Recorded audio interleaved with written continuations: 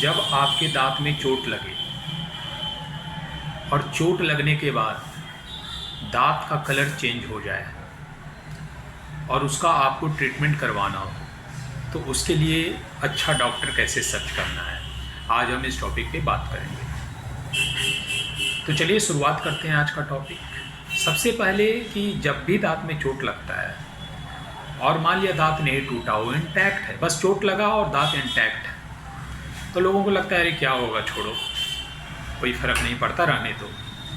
लेकिन याद रखिए कि जब भी दांत में चोट लगता है तो दांत धीरे धीरे धीरे नॉन वाइटल हो जाता है। नॉन वाइटल का कहें तो लेमैन टर्म में कि डेड हो जाता है ना, मर जाता है, क्योंकि उसके अंदर ब्लड सप्लाई, नर्व सप्लाई सारे काम करना बंद कर देते हैं। ठीक है ना। तो अक्सर ऐसा होता है, जब भी दांत में चोट लगेगी, दांत इंटैक्ट है, हिल नहीं रहा है, टूटा नहीं है, लेकिन कुछ समय के बाद आप देखिएगा कि दांत का कलर चेंज हो जाता है। ठीक है।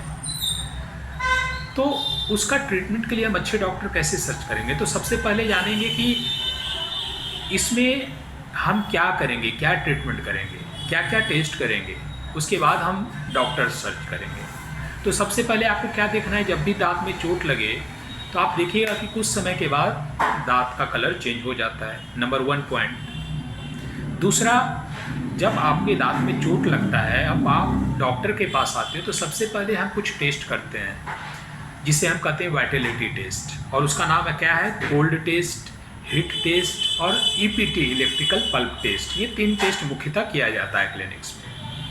तो आप बोलिएगा कि सर ये होता क्या है? तो देखिए नाम क्या दिखा रहा है, कोल्ड टेस्ट या वाइटलिटी टेस्ट। क्या वाइटलिटी मीन्स जिंदा, लेमैन टर्म में बोलूँ तो वाइटलिटी क्या है, अगर आप जिंदा हो तो आप वाइटल हो, अगर मर गए तो आप नॉन वाइटल हो।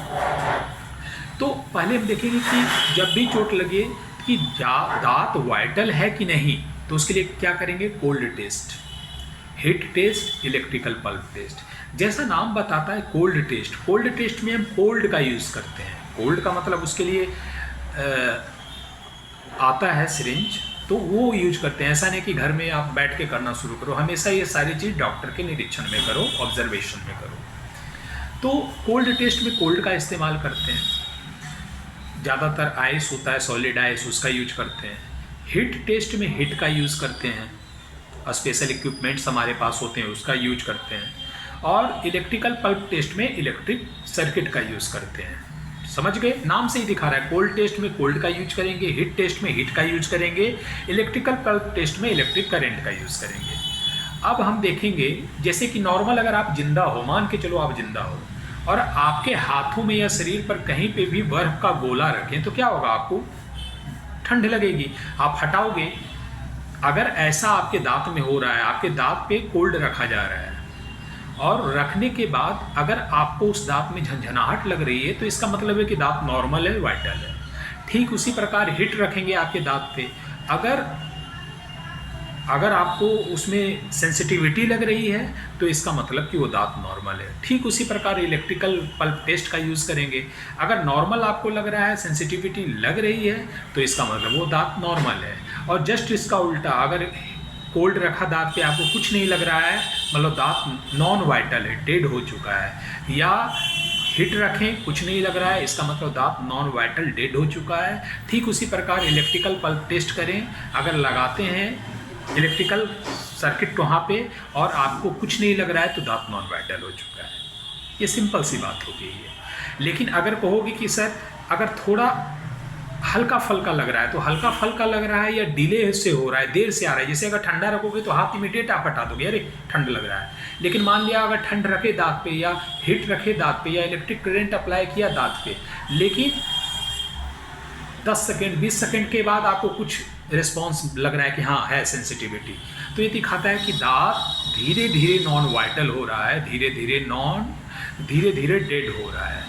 ठीक है ना। तो ये सारे पार्ट्स हुए। अब हम ये टेस्ट के तरीके हुए और क्या रिजल्ट होगा ये मैंने आपको बताया।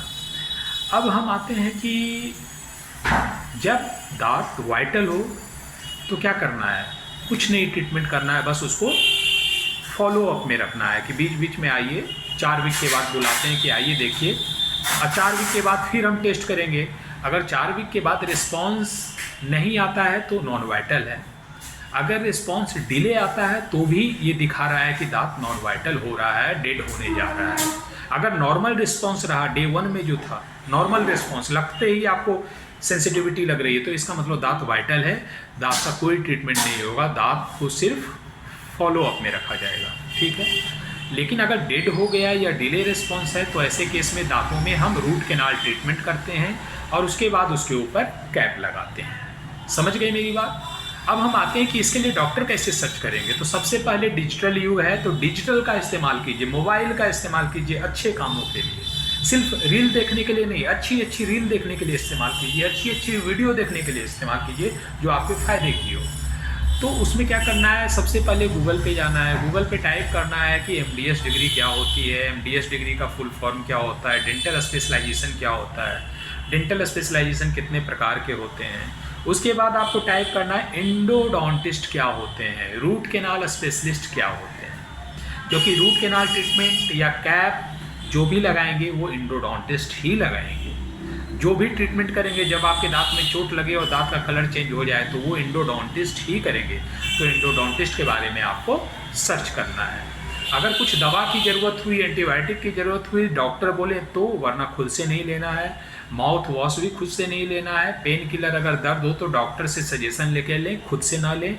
एंटी एसिड भी डॉक्टर के सजेशन लेने पे लें, खुद से ना लें।